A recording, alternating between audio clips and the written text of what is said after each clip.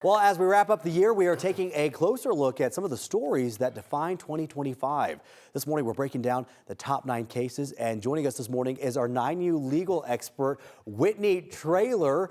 Whitney, welcome back, my friend. I feel like we're strangers at this point. Let's get reacquainted. Where have you been? Yeah, it's been great. I was in East Africa. I was in primarily Rwanda, which was amazing and beautiful. So I'm trying to get my head back to this cold weather.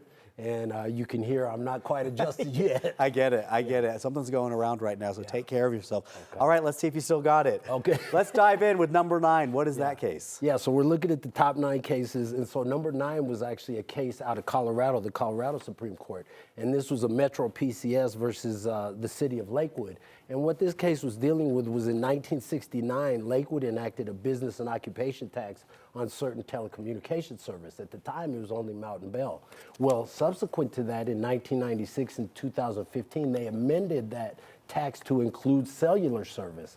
And when they did an audit, Metro PCS was deemed to owe $1.6 million. So the question, Metro sued and said, wait, this is a new tax. And under Tabor, you have to actually get voter approval. So the question the court looked at was this amended ordinance, this 1969 ordinance that was amended, was it a new tax? And the court said, yes, it was a new tax, and therefore it was void because they didn't get voter approval. So that could have precedential value going forward. That was a pretty important case. Yeah, I think we all remember those headlines. Okay, number 8 deals with law enforcement's use of force. Yes. Now, this was a U.S. Supreme Court case, and surprisingly, this was a unanimous decision. Most of these cases have come down on ideological lines, and so this was a rare unanimous decision where the court was determining what was the standard to evaluate in a civil case when law enforcement has used fatal force and whether or not it's excessive or not. And the question was, should they use the moment of threat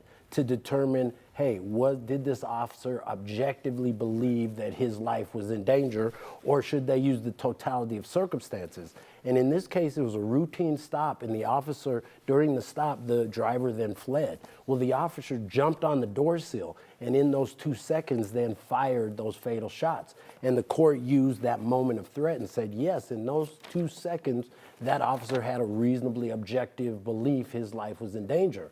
The Supreme Court reversed that and said, no, it should be the totality of circumstances. So now you can look at everything that led up to that. And in that case, the case may have a different outcome because the officer didn't need to jump on the door sill when the driver fled. So now the standard that is going to be used in these types of cases is the totality of circumstances. Okay, and then 6 and 7 are both First Amendment cases. Yeah, these are First Amendment cases. So number 7 was Mahmoud versus Taylor, and this was 6-3 along ideological lines.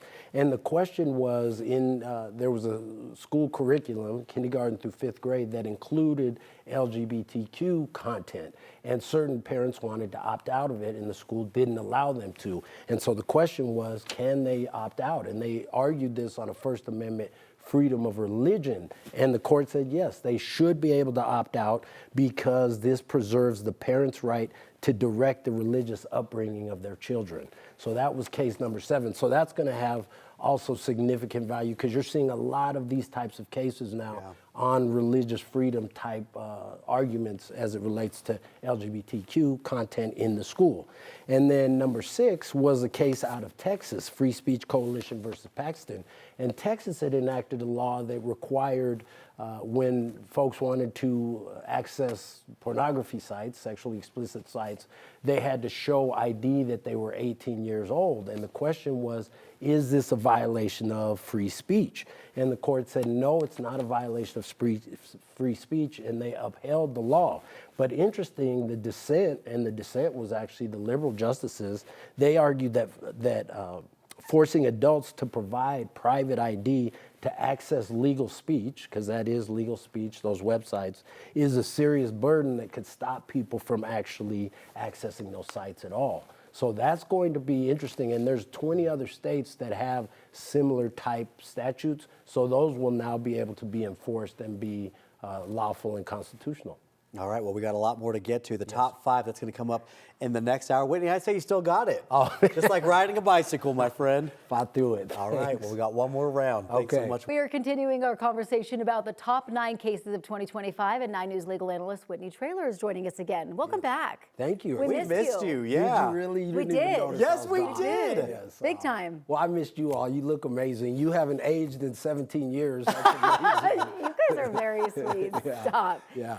So you were gone for like 9 weeks, and we did miss you, so welcome back. Well, thank you very much. Yeah, it was hard to come back. I was in Rwanda and Tanzania and Nairobi, Kenya. But Rwanda, beautiful people, amazing food. So coming back to the weather and everything, I'm still Well, thanks for adjusting. taking a break from your vacation to make it back for us little people. I missed you all. All right, well, we know you still got it, so let's dive back into our countdown. Let's pick back up with number 5. Yes. So number 5 was the Ames versus Ohio Department of Youth Services. This one was really interesting because it deals with Title VII, which is an employment law that prohibits discrimination based on race, gender, national origin, these types of things. But generally, it's the minority, a woman or a black person suing, saying, hey, I was discriminated on these other fronts. This case was a heterosexual woman who interviewed for a new management position. It was filled by a lesbian woman. Then she was demoted and a gay man filled her position. And so she sued under Title VII saying, hey, I'm being discriminated against for being heterosexual. And the court imposed essentially a higher standard for the majority race. And that was the issue. Should there be a higher standard? And the Supreme Court came back and said, no, there shouldn't be a higher standard, whether you're in the majority group or the minority group. If you sue, it's the same standard. It doesn't distinguish between majority and minority groups. So that case is going to be of consequence going forward for sure. I think you'll see more cases of majority folks in the majority group suing. Interesting. The next case, number 4, addressed transgender rights. Talk about how the court ruled on that one. Yeah, this one got a lot of attention too, the U.S. versus Skermetti case. And this was a Tennessee law that banned gender affirming care for minors who were doing it for transgender purposes, so hormone treatments and puberty blockers.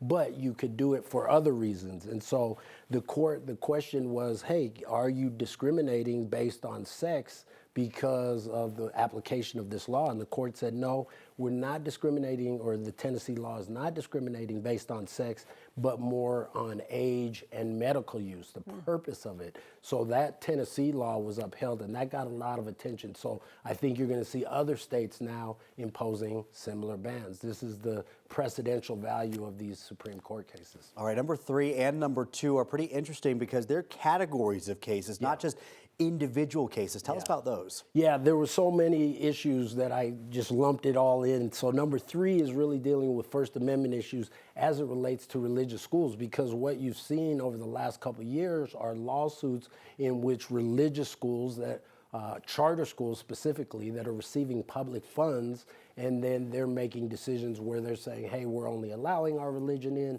and the question is, hey, should you be allowed to do that? And so there was one specific proposed Catholic charter school where the court said, no, this violates state and federal law for using public money to support this religious institution. So I think that case, and that's kind of been inconsistent with previous rulings by this court. So I think what you're going to see is now religious charter schools having more legal issues going forward because they receive some of that public funding. And then sort of the opposite, or the other side of the coin, there was a case in Wisconsin, the Catholic Charities Bureau versus Wisconsin Labor and Industry Review Commission. And the court held that the Wisconsin Supreme Court decision, which denied Catholic charities a tax exemption, was unlawful because they said this Catholic Charities was serving all faiths. And so they said, well, if you were only serving your faith, then we would deny it. And so they said, because you're serving all faiths, they denied it. And the court said, no, that's unconstitutional. And number 2 was something that we saw a lot of, which was the emergency docket, also known as the shadow docket. And this was what the Trump administration, love it or hate it, they used this very effectively, where they'd sort of punch you in the face and then sue later and let the court sort it out after the fact. So this administration has used the emergency appeals. They've picked and chosen cases to appeal on an emergency basis. And so the shadow docket was really active in this last term. So that was number 2. Okay, so we're here at number 1. Yes. We couldn't even guess. No, you gave us like a hint, but it wasn't a great hint. The hint was it involved the Trump administration. There's so many. There's so many. Is it Epstein? So no, oh, that's a good guess. No, it's the Trump versus KUSA case, which was dealing with the district courts issuing nationwide injunctions. So that was number 1, in which, of course, the case came forward because President Trump signed an executive order attempting to override birthright citizenship under the 14th Amendment. And the district court judge issued a nationwide injunction. And so the case didn't deal with the merits of the birthright citizenship issue. That issue is going to be in the next term. But this issue dealt with the issue of district court judges being able to issue nationwide injunctions. And now the court said no, district courts can't issue nationwide injunctions. It can only address the plaintiffs that are before them. So that's really, really significant, because one judge was able to impose an injunction across the whole nation, effectively having a lot of power, and now those judges are not able to do that. It's only the litigants that are before them. So they could still bring class action lawsuits, but now if, for example, the birthright citizenship, you'd have to have all these different plaintiffs suing in order to issue some sort of injunction applying to all those plaintiffs. Not just one federal judge blocking an order. That's exactly right. Yeah. So that one I felt was probably of most consequence, because there were a fair amount of cases where district court judges were imposing these nationwide injunctions. It's always so interesting looking back at the year and like, that You was forget this what year. happened, that was right, this year. exactly, Wow. yeah. Yes. So much has happened this year. So much. And next year, I'm coming back on Friday morning, and we're going to deal with the top 9 cases